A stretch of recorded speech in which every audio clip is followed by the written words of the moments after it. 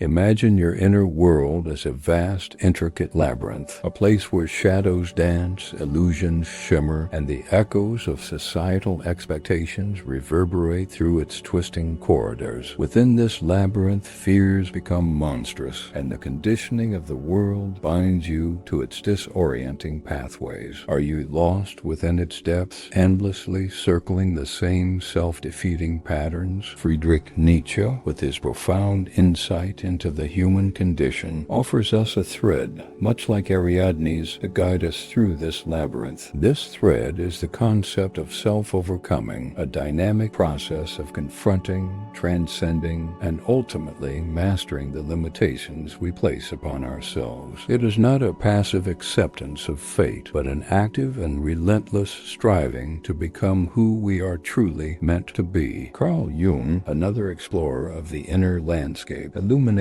a crucial aspect of this labyrinth, the shadow. This is the repository of all that we deny, repress, or disown within ourselves. The unacknowledged fears, the suppressed desires, the painful memories, all banished to the darkness, yet exerting a powerful influence on our thoughts, emotions, and behaviors. To truly navigate the labyrinth of the inner world, we must first confront our shadow, embrace its hidden truths, and integrate it into the totality of our being. But how do we begin this journey of self-overcoming? How do we find our way through the labyrinth and face the minotaur of our own limitations? This is where a practical map becomes essential. Over the next few minutes, we will unveil a 5-step framework, a structured path for navigating this psychological labyrinth. This is not a journey for the faint of heart. It demands courage, honesty, and an unwavering commitment to self-discovery. It requires us to challenge our deepest beliefs, confront our darkest fears, and embrace the uncomfortable truths that lie hidden within. Are you ready to take the first step into the labyrinth? Are you willing to grasp the thread of self-overcoming and embark on the most profound adventure of your life? Step 1. Dismantling the false self, unveiling the masks of conformity. We begin by acknowledging a fundamental truth. From the moment we are born, we are immersed in a sea of societal expectations. The herd instinct, as Nietzsche called it, subtly shapes our beliefs, molds our values, and dictates the roles we are expected to play. This constant pressure to conform creates a false self, a carefully constructed persona designed to gain acceptance and avoid rejection. But beneath this mask lies our authentic nature, yearning to be expressed. Nietzsche saw morality itself as a tool of social control, a means by which the dominant group defines good and evil to maintain its power. These definitions are often arbitrary, serving the interests of the collective rather than reflecting individual truth. Ask yourself, whose values am I living by? Are they truly my own, or have they been imposed upon me by family, culture, or society? Let us engage in a symbolic exercise, a mask inventory. Consider the various roles you play in your life: parent, employee, friend, partner. For each role, identify the expectations associated with it. What behaviors are rewarded? What behaviors are punished? Now ask yourself, how aligned are these roles with your core values? Where do you feel you are compromising your authenticity to fit in? Consider the stories of those who dared to break free from societal expectations. Artists, innovators, rebels, individuals who faced ridicule and ostracism for embracing their true selves. Their paths were not easy, but they ultimately achieved a deeper sense of fulfillment, a profound connection to their own being. Nietzsche reminds us, the individual has always had to struggle to keep from being overwhelmed by the tribe. If you try it, you will be lonely often and sometimes frightened, but no price is too high to pay for the privilege of owning yourself. This first step, dismantling the false self, is a painful but necessary process. It requires us to question everything we have been taught, to challenge the assumptions that underpin our lives, and to embrace the loneliness that often accompanies the pursuit of authenticity. Are you willing to pay the price for owning yourself? Are you ready to shed the masks of conformity and reveal the truth of who you truly are? Step 2. Confronting the shadow, integrating the repressed aspects of the psyche. Now we descend into the depths of our inner labyrinth to confront the shadow. Carl Jung described the shadow as the repository of our repressed desires, fears, and instincts. It is the dark side of our personality, the aspects of ourselves that we deem unacceptable and therefore banish to the unconscious. But ignoring the shadow does not make it disappear. Instead, it festers, leading to internal conflict, self-sabotage, and the projection of our own darkness onto others. Nietzsche spoke of the will to power as a fundamental drive within us, a force that seeks expression and mastery. When the shadow is left unacknowledged, this will to power can manifest in destructive ways, fueling aggression, resentment, and the relentless pursuit of external validation. What sabotages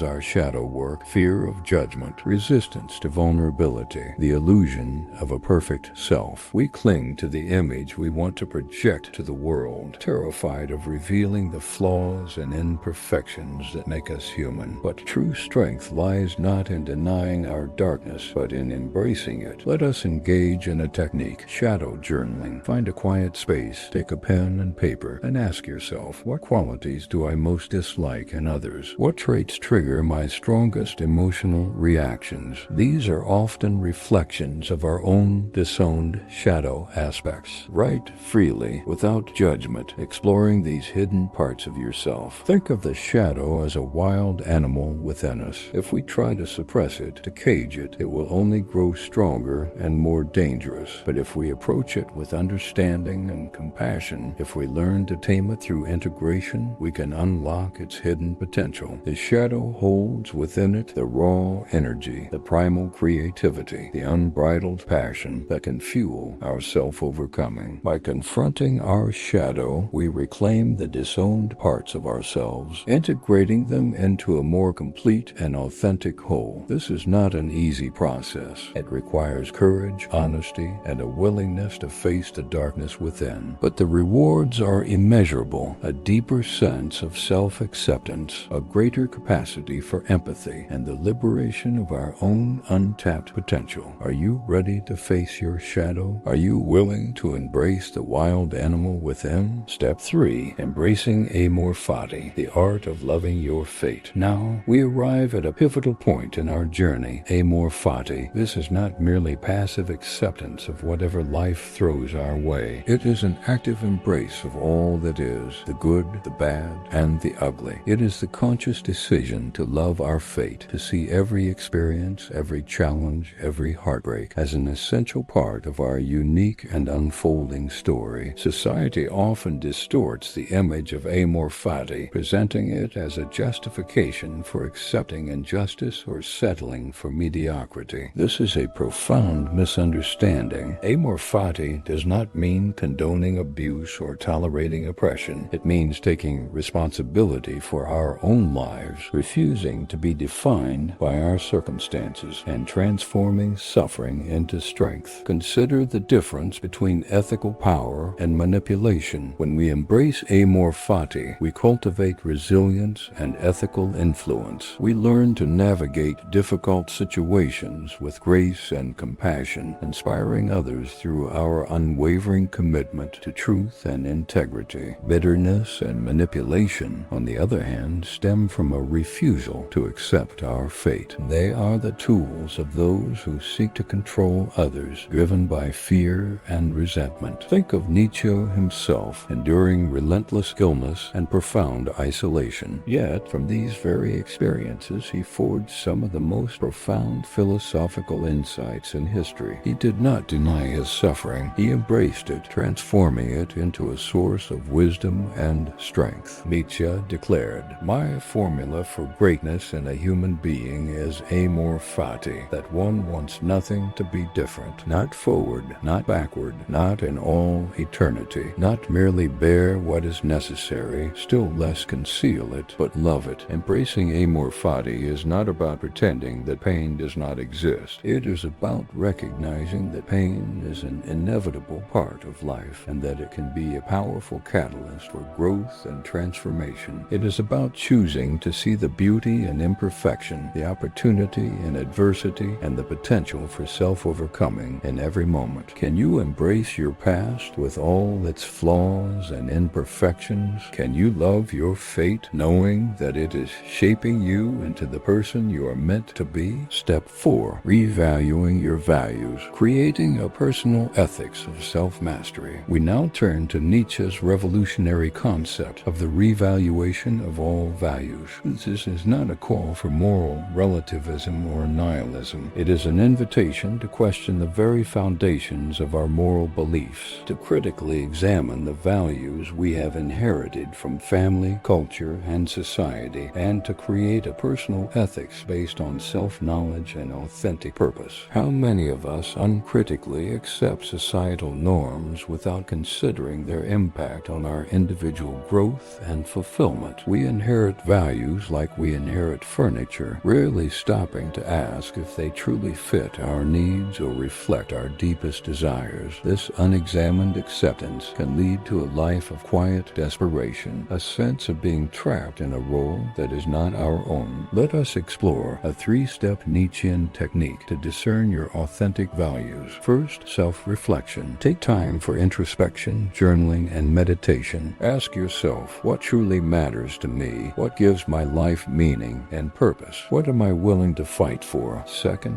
value clarification. Identify the core principles that guide your decisions and actions. Are they based on fear, obligation, or a genuine desire to contribute to the world in a meaningful way? Third, behavioral alignment. Examine your daily habits and choices. Do they reflect your stated values? Are you living in accordance with your own ethical code? Consider the stories of those who courageously challenged conventional wisdom and created their own ethical codes. Thinkers, artists, activists, individuals who dared to question the status quo and forge their own paths, achieving a deeper sense of purpose and authenticity. Revaluing your values is like forging your own moral compass. Instead of blindly following a map created by others, you learn to navigate life based on self-discovered principles, guided by your own inner wisdom and authentic purpose. This is not an easy task. It requires courage, independence, and a willingness to stand alone, but the rewards are immeasurable. A life lived with intention, integrity, and a profound sense of self-mastery. Are you ready to forge your own moral compass? Are you willing to live a life guided by your own authentic values? Step 5. The eternal recurrence. Living each moment with purpose and intensity. We arrive at the final step, a thought experiment of immense power and profound implications, the eternal recurrence. Imagine that one day a demon appears to you in your loneliest hour and whispers, "This life, as you now live it and have lived it, you will have to live once more and innumerable times more, and there will be nothing new in it, but every pain and every joy and every thought and sigh and everything unutterably small or great in your life will have to return to you, all in the same succession and sequence." Would you rejoice or despair? Consider how dopamine, cortisol, and serotonin might hinder your acceptance of the eternal recurrence. Dopamine, the reward chemical, might tempt you to seek fleeting pleasures and avoid difficult tasks. Cortisol, released in response to stress, might lead you to shrink from challenges and cling to safety. Serotonin, the well-being hormone, might lull you into complacency, blinding you to the areas of your life that need improvement. Internalizing the question of the eternal recurrence brings with it a profound sense of responsibility for our choices and actions. Every decision, every word, every deed becomes weighted with infinite significance. We are no longer free to squander our lives on trivial pursuits or to blame others for our misfortunes. We are the authors of our own destiny, and we must live each moment as if it were the only one we had. Let us engage in a technique, the recurrence visualization. Find a quiet space, close your eyes, and imagine yourself reliving your life exactly as it is for all eternity. What feelings arise? What regrets surface? What joys resonate? Use this visualization to identify the areas of your life that need attention and to align your actions with your deepest values. Nietzsche challenges us. What if someday or night a demon were to steal after you into your loneliest loneliness and say to you, would you not throw yourself down and gnash your teeth and curse the demon who spoke thus? Or have you once experienced a tremendous moment when you would have answered him, you are a god, and never have I heard anything more divine. The eternal recurrence is not a curse, but an invitation to live each moment with purpose and intensity, to embrace our fate with love and gratitude, and to become the masters of our own inner world. Are you ready to face the demon? Are you willing to live a life that you would gladly relive for all eternity? In these last few minutes, we've embarked on a journey through the labyrinth of the inner world, guided by the thread of Nietzschean philosophy and the lamp of Jungian psychology. We've explored the 5 steps to self-overcoming, dismantling the false self, confronting the shadow, embracing Amor Fati, revaluing your values, and contemplating the eternal recurrence. But remember, this is not a destination, but a continuous process, a lifelong quest for self-discovery and self-mastery. Nietzsche's concept of the Urmensch is often misunderstood as a call for the creation of a superior being. But the Urmensch is not a person, but a symbol of our potential to transcend limitations, to challenge conventional morality, and to create new values based on our own authentic selves. It is the embodiment of self-overcoming, the relentless pursuit of personal growth, and the unwavering commitment to truth and integrity. The ultimate goal is not just mastering the inner world, but contributing to the creation of a more meaningful and fulfilling world for all. By embracing our own authenticity, by confronting our own shadows, by living each moment with purpose and intensity, we inspire others to do the same. We become beacons of light in a world that is often shrouded in darkness. Carl Jung spoke of individuation, a lifelong process of psychological integration and self-realization. This mirrors Nietzsche's vision of self-overcoming, the continuous striving to become who we are truly meant to be. It is a journey of confronting our fears, embracing our imperfections, and integrating all aspects of our being into a unified and harmonious whole. The path to self-overcoming is not easy. It requires courage, honesty, and a willingness to challenge the status quo. It demands that we question everything we have been taught, that we confront our deepest fears, and that we embrace the responsibility of creating our own meaning and purpose. So I challenge you to continue your journey of self-discovery, to embrace the uncomfortable truths that lie hidden within, to forge your own path guided by your own inner wisdom, to become the Urmensch that you are capable of being. What new values will you create? What meaning will you bring to the world? The answer lies within you.